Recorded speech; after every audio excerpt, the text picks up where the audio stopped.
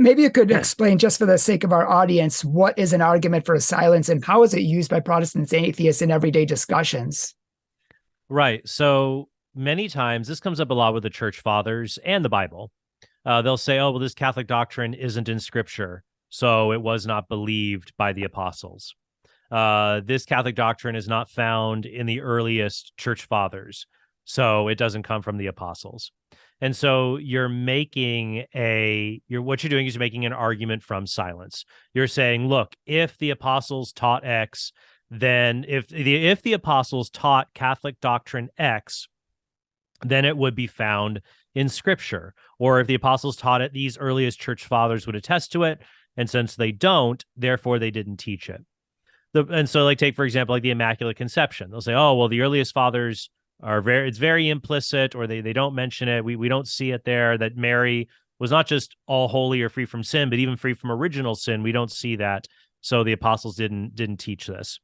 Well, you got to be careful with that logic, because I know Protestants who reject the doctrine of original sin itself, because among the church fathers, you don't see discussions of original sin until the time of St. Augustine. So no wonder we don't see discussions about Mary being protected from original sin until the doctrine of original sin itself was clarified in light of the Pelagian controversies of the 5th century. So, and there's other examples this point out that atheists and more liberal Christians will use arguments from silence all the time. That was a classic argument against the virgin birth. They'll say, look, Matthew and Luke are giving us a legend, not history, because if Jesus were born of a virgin, Mark or Paul would tell us that. And it's so funny. I've had Protestants tell me, well, Paul does mention the virgin birth. In Galatians 4:4, he says Jesus was born of a woman. And they'll take that one reference and somehow out of that get virgin birth.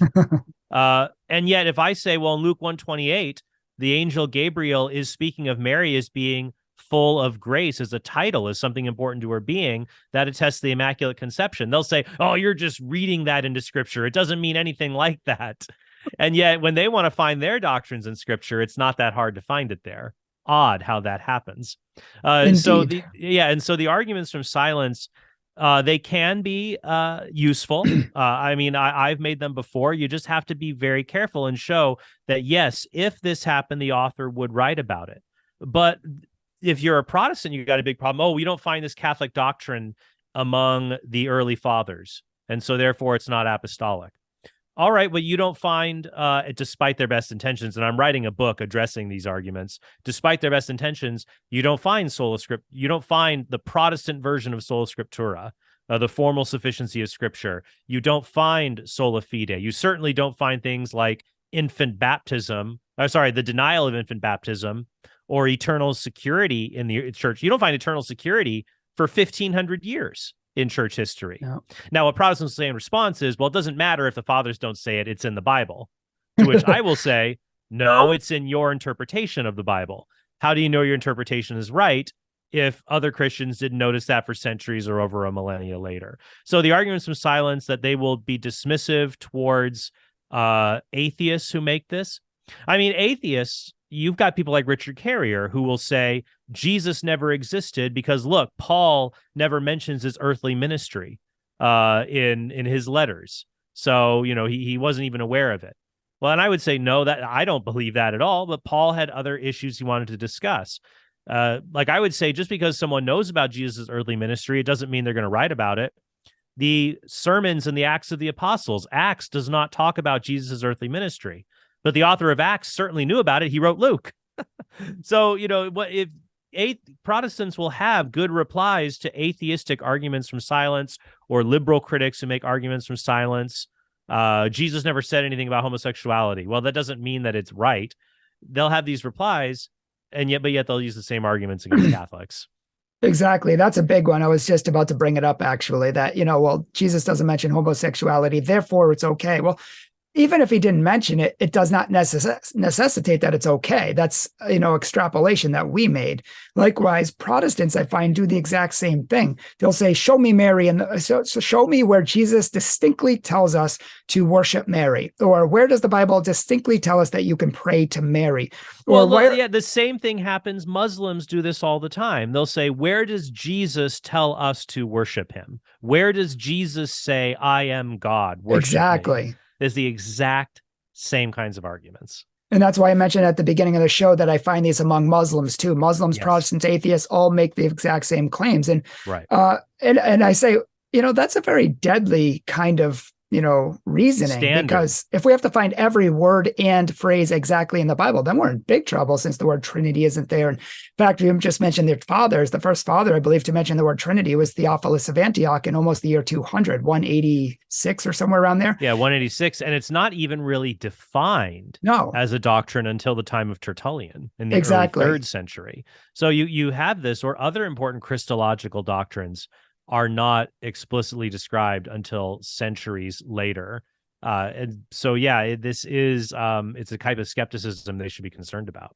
And Muslims, the Church of God, Jehovah's Witnesses, and others will use this argument saying, see, it wasn't even invented until the late 2nd century because no one before that believed it. Now, as you would, rightly say, just because they didn't write about it doesn't mean they didn't believe it. They were focusing on other things, et cetera, et cetera. But these are just kind of some of the dangers. And I remember on a video we did debunking the Cleveland street preacher. It was very ironic in that video that one of the things we focused on, we played his video clip, and he said, find me the Pope in the Bible and I'll become Catholic. Find me the word pray to Mary and I'll become Catholic. Show me where, it's okay for priests to do stuff, to whatever.